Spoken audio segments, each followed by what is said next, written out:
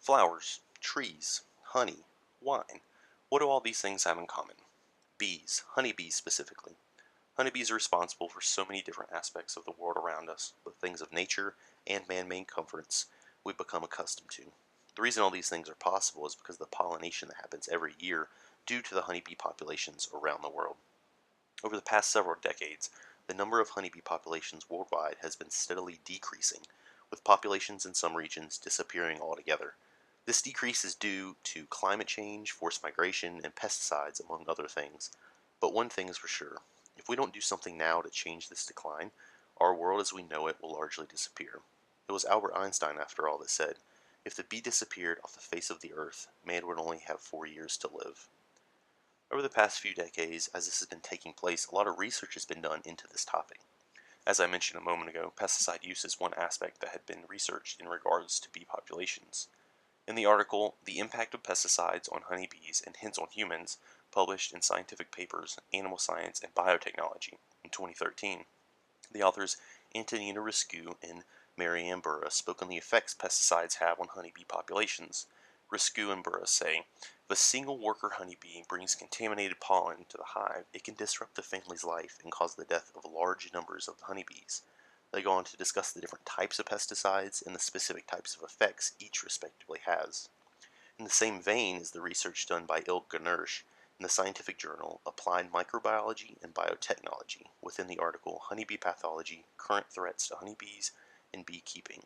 Ganersh explains in his article that through his research that each region of the world and each colony, subsequently, are dealing with unique pathogens, stating, we should be prepared that we will not find a globally valid solution to honeybee decline, but that we will have a panel of possible factors, all of them asking for a specific solution to address the problem properly. What Ganersh is saying is that each colony can be dealing with unique and different pathogens, with each having a different weakness and traits. There are also many other aspects to the decline of bee populations that have been extensively researched, such as dietary changes or forced migrations, but we'll save those topics for another presentation. A critical part of this project was gaining a better idea of what the general public knows about bees and their role in our ecosystem. So I ran a population survey on bees and received 25 different participants. Among participants, 80% were between the ages of 18 and 25, and most were from the southeastern U.S., with other regions represented being northwest and northeast U.S. The majority of participants were students full-time, with this option being chosen by 60% of people. The remaining 40% were spread over a variety of jobs, as seen in the graph on screen. In terms of the education my participants had on bees, I was surprised to see that 7 out of 25 reported they had never received any formal education on bees throughout their life. This was the most interesting but also concerning statistic to come out of my survey. We'll touch on this again later.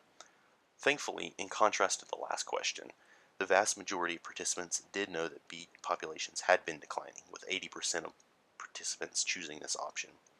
When it comes to the cause of that decline, however, the answers were all over the board, with 8 distinct answer types being given, the most popular of which being climate change. My last couple of questions focused on beekeeping specifically, in the first of which I questioned participants had thought about beekeeping for themselves. Unsurprisingly, 84% responded with a no. The follow-up question was whether or not they would consider beekeeping if some type of support system or stipend were introduced at a local level. The 16% that had been willing to partake beforehand jumped to 64%, either saying yes or maybe. This was encouraging to see, and I'll also touch on this again in a moment. The final section of my project was centered around the potential options to move forward in affecting this issue. The 3 options I considered were 1. Increase education into environmental change, the importance of bee populations, and how we affect bee populations. 2. A governmentally or corporately subsidized program to sponsor more local beekeeping throughout the world.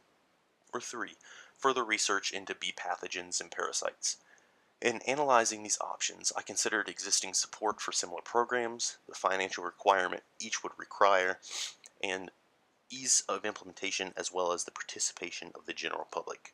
With these criteria in mind, the option I believe would be the most effective in sparking change would be increased education and environmental change in bee populations. Going back to the survey data gathered, 28% of my participants had no formal education on bees and their role in our ecosystem. Ignorance is bliss, but having an unknowing population would only serve to further damage the bee populations, as we've already been doing. Introducing further education into the curriculums around our country and the world would help cultivate a more environmentally aware and conscious population moving forward in generations to come. Increased education and knowledge on this topic would also inspire more confidence and interest among the public and would likely raise the number of people willing to partake in beekeeping for themselves. So, through increased education, we could achieve more environmentally wise, sustainable choices while also helping to actively and passively both preserve and bolster the Earth's most important insect, the honeybee.